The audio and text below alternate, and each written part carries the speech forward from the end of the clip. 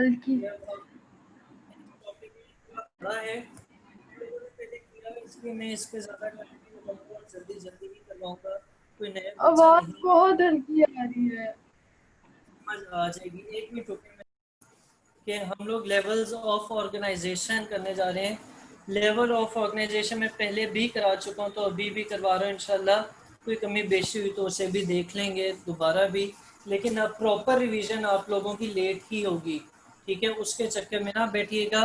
और दूसरा ये कि एमन हुसैन को भी बता देना और आप लोग भी कि आप लोगों का जल्द ही इस वीक के एंड पे या अगले वीक से जो है जो एक एक चैप्टर हमारा ख़त्म हो गया, हम कोई मुनासिब टाइम देख के उसके टेस्ट भी साथ साथ ही लूँगा।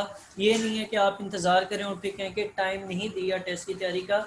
ऐसा भी हो सकता है कि एक दिन पहले जो है मैं बताऊँ और अगले दिन टेस्ट ले लूँ, ठीक है। ठीक है ठीक है। लेवल्स ऑफ ऑर्गेनाइजेशन में सबसे छोटा लेवल जो है ऑर्गेनाइजेशन का, कि जिसमें मुख्तलिफ चीज़ें ऑर्गेनाइज हुई भी होती हैं, वो है जी आपका सब एटॉमिक लेवल या एटॉमिक लेवल। सब एटॉमिक लेवल वो लेवल है जो एटम से भी छोटे स्केल पे आप चले जाएं। और अगर आप एटॉमिक लेवल की बात करते हैं तो ये एटम के लेवल की बात हो रही होगी। जितने भी मैटर है, जो भी मैटर है, वो सारे के सारे जो है वो मुख्तलिफ एलिमेंट से बना हुआ है। और हर एलिमेंट जो है उसमें एक ही किस्म के सिंगल काइंड ऑफ एटम, इसमें काइंड ऑफ, ये सिंगल काइंड जो है ये एक इम्पॉर्टेंट वर्ड है। और इसका मतलब ये है कि इसमें जो एटम्स होते हैं वो एक ही किस्म के होते हैं, सिंगल काइंड ऑफ एटम होते हैं किसी भी एलिमेंट के अंदर, ठीक है। ठीक है अच्छा, तो ये दोनों पॉइंट आपस में रिलेट करते हैं। फिर हम आगे चलते हैं तो एटम्स का हमें ये भी पता है कि वो किससे बनता है, वो सब एटॉमिक पार्टिकल्स से बनता है। और जो सबसे ज़्यादा मोस्ट स्टेबल सब एटॉमिक पार्टिकल्स हैं, ये क्वेश्चन अलग से भी पूछा जा सकता है कि कौन से सब एटॉमिक पार्टिकल जो हैं वो सबसे ज़्यादा स्टेबल हैं। तो उसमें आपके क्या चीज़ें आ जाएंगी, इलेक्ट्रॉन्स आ जाएंगे, प्रोटॉन्स आ जाएंगे और न्यूट्रॉन्स आ जाएंगे। इसमें स्टेबल का मतलब ये है कि वो अपनी जो आइडेंटिटी है वो बरकरार रखते हैं। अगर आप इससे छोटे पॉजिट्रॉन और छोटे पार्टिकल्स पे जाएंगे तो मुसलसल जो है वो चेंज करते रहते हैं, उनकी फॉर्म चेंज होती रहती है, या ज़्यादातर की फॉर्म जो है वो चेंज होती रहती है और वो स्टेबल नहीं होते। इसलिए हम कहते हैं कि जो स्टेबल सब एटॉमिक पार्टिकल्स हैं वो कौन से हैं, वो हैं इलेक्ट्रॉन्स, प्रोटॉन्स और न्यूट्रॉन्स। अब हमें जो टोटल एलिमेंट्स पते हैं, मैं आप लोगों को उस दिन भी बता रहा था कि पहले आपको 92 पता थे और फिर उससे ज़्यादा, लेकिन हम आम तौर पे जो आपको 100 से ज़्यादा एलिमेंट्स का पता है उनमें से 92 ऐसे हैं जो कि नेचर में पाए जाते हैं। इन 92 में से 16 ऐसे हैं जो कि क्या हैं, जो बायो एलिमेंट्स हैं।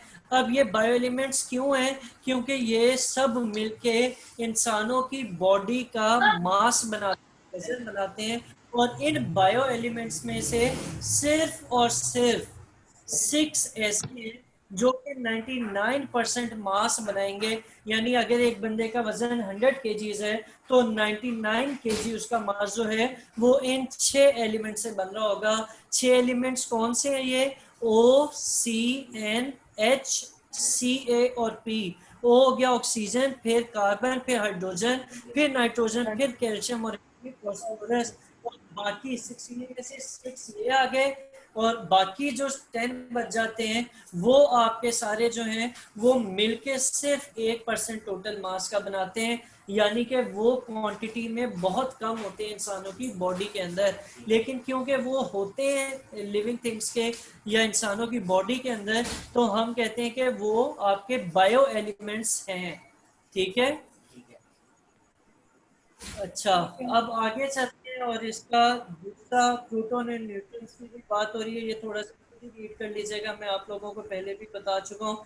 ये उन्होंने इसकी प्रपोर्शन अलग दी हुई है कि 90%, 99% के मजीद ऑक्सीजन जो है वो कितना परसेंट है, 65%, फिर कार्बन है, फिर हाइड्रोजन। हर एक की प्रपोर्शंस अलग अलग भी दी हुई हैं, इनको भी आप लोग खुद देख लीजिएगा। अभी आगे चलते हैं और हमें पता है कि एटम्स किसी एक टाइप ऑफ एलिमेंट के होते हैं। और अगर हम उन एटम्स को आपस में फ्यूज करें या वो आपस में बॉन्डिंग कर लें तो वो क्या बनाएंगे, हम ना एटम जब बॉन्डिंग करते हैं तो वो क्या बना लेते हैं, मॉलिक्यूल बना लेते हैं। तो अब हम आ गए मॉलिक्यूल्स में, और इसी तरह जब एलिमेंट्स मिलते हैं तो क्या बना देते हैं, वो कंपाउंड्स बनाते हैं। एटम होता है, सॉरी, एलिमेंट होता है स्मॉलेस्ट पार्टिकल, उसका एटम होता है, और जो कंपाउंड होता है उसका स्मॉलेस्ट पार्टिकल क्या होता है, मॉलिक्यूल होता है।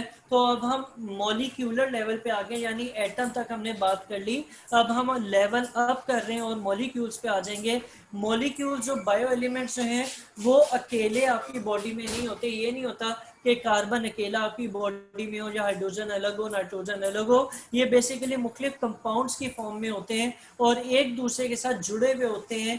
किसके जरिए, या तो आयनिक बॉन्डिंग के जरिए या कोवलेंट बॉन्डिंग के जरिए। अब आपका जो सबसे स्टेबल पार्टिकल है जो इनकी बॉन्डिंग से बनता है वो मॉलिक्यूल कहलाता है या बायोमॉलिक्यूल कहलाता है। ठीक है। अब कोई भी ऑर्गेनिज्म है उसके अंदर ढेर सारे क्या होते हैं, हंड्रेड्स ऑफ बायोमोलिक्यूल्स होते हैं, और इन बायोमोलिक्यूल्स की मुख्तलिफ टाइप्स होती हैं। कुछ ऐसे मॉलिक्यूल्स हैं जिनको हम माइक्रोमोलिक्यूल्स कहते हैं, और कुछ ऐसे हैं जिनको हम मैक्रोमोलिक्यूल्स कहते हैं। ये मॉलिक्यूल्स हैं, ये बिल्डिंग मटेरियल्स हैं, और ये आपस में मजीद बॉन्डिंग करके मुख्तलिफ अरेंजमेंट्स बनाते हैं, और ये मुख्तलिफ फंक्शंस कर रहे होते हैं बॉडी के अंदर। बायोमोलिक्यूल्स का मैं बता रहा था कि दो टाइप्स हैं, एक माइक्रोमोलिक्यूल्स है, एक दूसरा मैक्रोमोलिक्यूल्स हैं।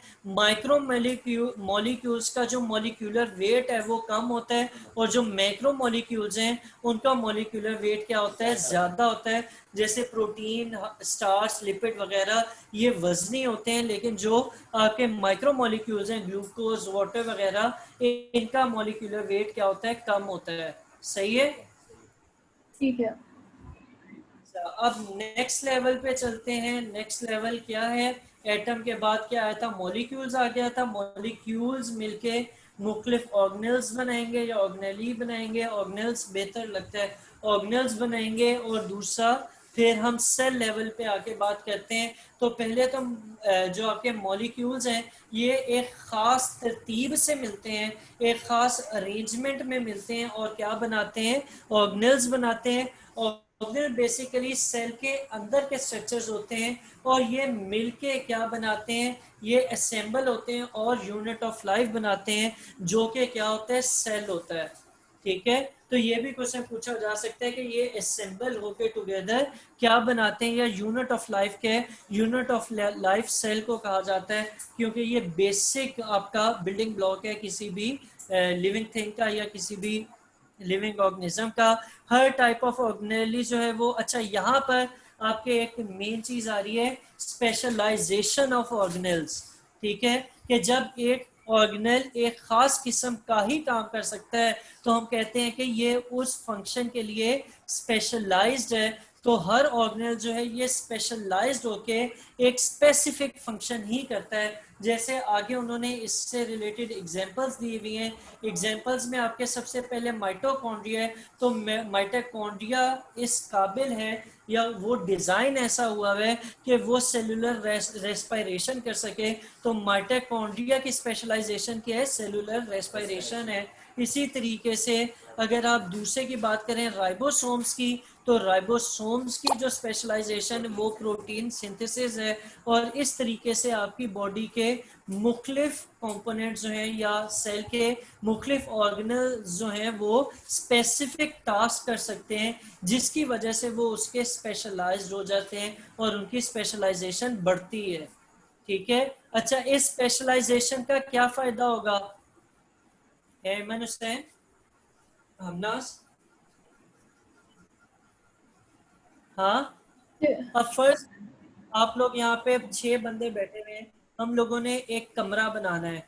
ठीक है, आप लोगों में से एक बंदा मैं वो चुनता हूँ कमरा बनाने के लिए कि जो ईंटें बहुत ज़बरदस्त तरीके से उठा के एक दूसरी जगह पर रख सके, और एक बंदा ऐसा चुनता हूँ जो मसाला बहुत अच्छे प्रोपोर्शनेट तरीके से बना सके। एक बंदा वो चुनता हूँ जो कि क्या कर सके, दीवार को बिल्कुल सीधा खड़ा कर सके। एक बंदा वो चुनता हूँ जो लेंटर बहुत अच्छे तरीके से उसका जो ऊपर जाला होता है वो बना सके, और आखिरी बंदा चुनता हूँ जो कि उसके बाकी फिनिशिंग प्लस्तर का काम करे।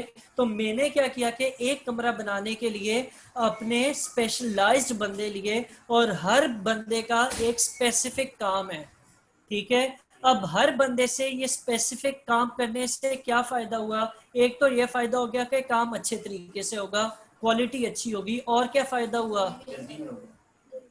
टाइम बच गया। और क्या फायदा हुआ जो मैं सुनना चाह रहा हूँ वो नहीं मिल रहा अभी तक, कि एक बड़ा काम था जिसको हमने क्या किया, छोटे छोटे हिस्सों में डिवाइड कर दिया। यानी एक बड़ी लेबर थी जिसको हमने डिवाइड करके छोटे छोटे लेबर्स में डिवीजन कर दी उसकी। तो इसी तरीके से जब आपके सेल के ऑर्गेनल्स हर एक स्पेसिफिक काम करता है, तो आपकी क्या हो जाती है, within the cell division of labour हो जाती है, ठीक है। और उसका फायदा यह होता है कि काम अच्छे तरीके से होता है, और कोई मैसअप क्रिएट नहीं होता। और इससे आगे चलते हैं तो आपके प्रोकैरियोट्स और मोस्ट प्रोटिस्ट की बात हो रही है कि वो पूरा ऑर्गेनिज्म जो है वो पूरा एक सेल भी हो सकता है। जैसे कुछ फंजाई भी ऐसे होते हैं, कुछ एनिमल्स, फंजाई सारे, और सारे प्लांट्स ऐसे हैं जिनके अंदर ट्रिलियंस ऑफ सेल, खरबों सेल्स होते हैं। और कुछ ऐसे भी आपको ऑर्गेनिजम्स मिल जाएंगे जो कि सिर्फ एक सेल के होते हैं, जिसमें अमीबा, पैरामीशियम वगैरह वगैरह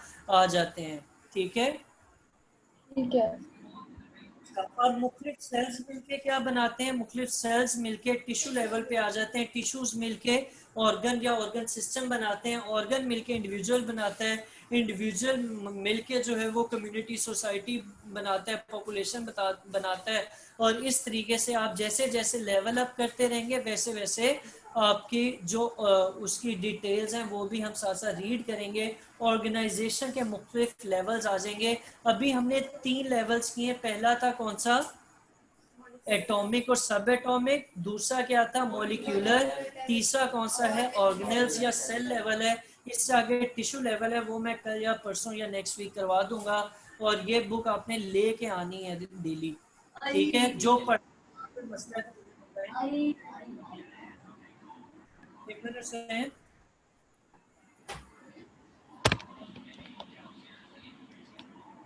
कोई मसला आवाज है समझ, आवाज नहीं आ रही। मैं कह रहा हूँ कोई मसला है समझने में तो बताएं।